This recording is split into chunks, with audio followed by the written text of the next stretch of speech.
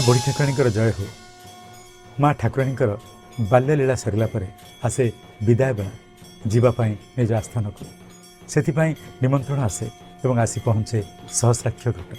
सहस्राक्ष घट सूचई दिए जे जो उन्मुक्त अवस्था माँ आसी आबद्ध घट भितर प्रवेश करते हे माँ एथर जगत पालन पुणी थे आपण आबद्ध घट भितर उन्मुक्त अवस्था को आसतु। मध्यरात्रे माँ घट सह लक्ष लक्ष मानसिकधारी घट चले मंदिर पाखक ठाकुराणी मंदिर को।